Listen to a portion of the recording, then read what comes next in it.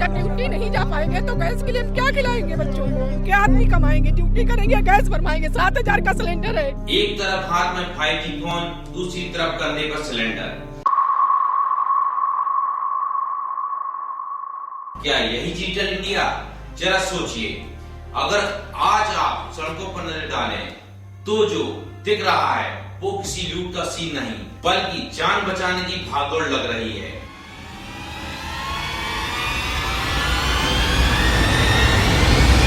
बस्ती से लेकर गोरखपुर तक सिलेंडर के लिए लंबी लंबी लाइनें लग रही हैं। कोई कंधे पर सिलेंडर रखे हुए हैं, कोई भाग रहा है, कोई उस पर बैठा हुआ है और कोई कहीं कहीं तो हालात ये है कि लोग बेहोश तक हो रहे हैं।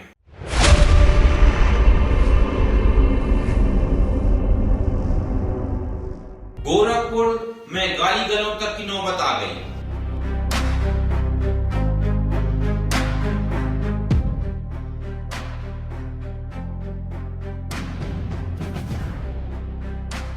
एक मिडिल क्लास इंसान जब अपने बच्चों का भूखा चेहरा देखता है तो वो सब कुछ भूल जाता है। बच्चों को कहां से बाहर से कैसे, वही पराठा 20 का देता है, वही 40 का दे रहा है, क्या खिलाएंगे हम? जब कमा नहीं पाएंगे तो क्या खिलाएंगे बच्चों को? नोएडा में हालात ऐसे हैं कि गैस गोदामों के बाहर सुबह से 4 बजे से ही लंबी लंबी लाइनें लगना शुरू हो जाती हैं।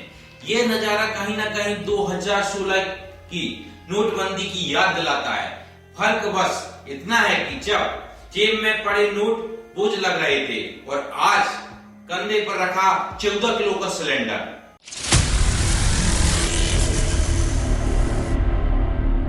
जरा रुकिए, अभी सबसे बड़ा सवाल बाकी है। आम आदमी अपनी दिहाड़ी छोड़कर धूप में खड़ा होकर सिर्फ एक सिलेंडर के लिए इज्जत तक दांव पर लगा दे रहा है। हमारे ऑफिस के पास एक समोसे बेचने वाला कह रहा था कि भैया कल से समोसा नहीं मिलेगा। भैया आज ले लीजिए समोसे, कल से नहीं मिलेंगे। क्यों भैया? गैस सिलेंडर बहुत महंगा हो गया है और मिल भी नहीं रहा। सिलेंडर के बिना ठेला कैसे चलेगा भैया? तो सवाल उठता है, क्या ब्लैक मार्केटिंग शुरू हो चुकी है?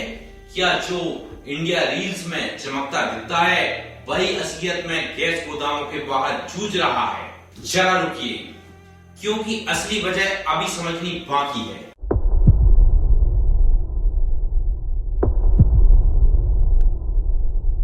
लोग पूछ रहे हैं आखिर ऐसा क्या हुआ कि चूल्हा ठंडा पड़ गया।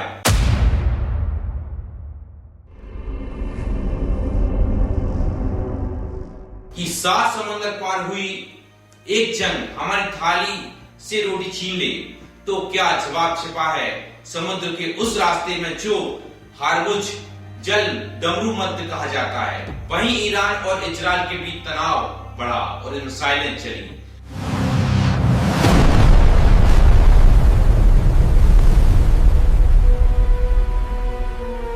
देश जितनी गैस इस्तेमाल करता है उसका बड़ा हिस्सा इन्हीं समुद्री रास्तों से आता है।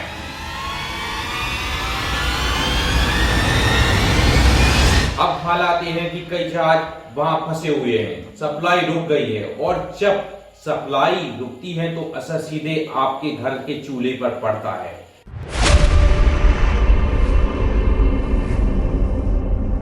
मिसाइलें वहां गिरती हैं लेकिन उसकी गर्मी यहाँ मिडिल क्लास महसूस करता है। अब सवाल यह है कि क्या आगे की कहानी भगवान भरोसे है? क्या हमारे पास कोई बैकअप नहीं?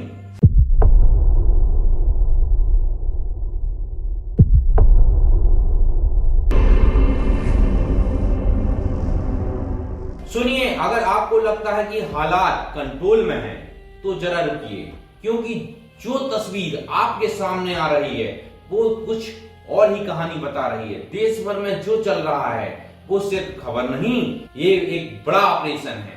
डर और अफवाह के बीच सिस्टम ने बड़ा एक्शन लिया है।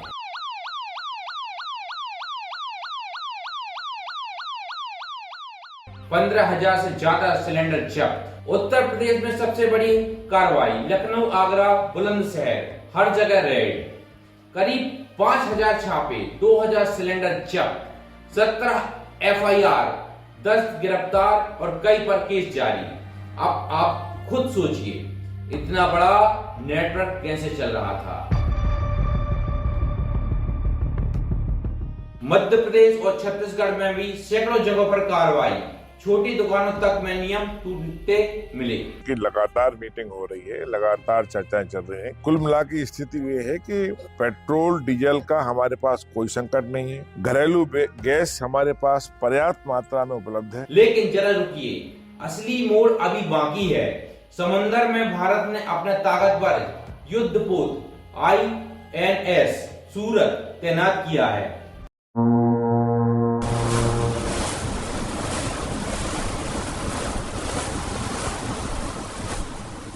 हार्मुज के पास निगरानी फंसे जहाजों को सुरक्षा ऑपरेशन संकल्प के तहत नौसेना पूरी तरह अलर्ट है।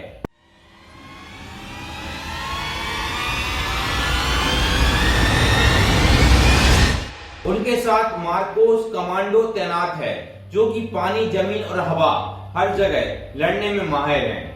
दूसरी तरफ अंतर्राष्ट्रीय बयानबाजी तेज है। पर ये विपत्ति लाई हुई विपत्ति है, देश की जनता को नहीं पता था मान्यवर, लेकिन आदरणीय प्रधानमंत्री जी को पता था। तो ईरान से तू कौन मैं खामखा जबरदस्ती झगड़ा करने की आपको जरूरत क्या थी? तो अब सवाल ये है कि अब हालात और बिगड़ेंगे या संभल जाएंगे, क्योंकि जो अभी दिख रहा है उससे शुरुआत लग रही है। और अगर आप ऐसी ही सच्ची गहराई वाली और बिना घुमाए फिराए खबरें देखना चाहते हैं तो जरा रुकिए। जाने से पहले वीडियो को लाइक जरूर करें, चैनल को सब्सक्राइब जरूर करें और बेल आइकन दबाना बिल्कुल ना भूलें, क्योंकि अभी कहानी खत्म नहीं हुई, आगे और भी बड़े खुलासे बाकी है जो हम लाते रहेंगे। जय हिंद, जय भारत।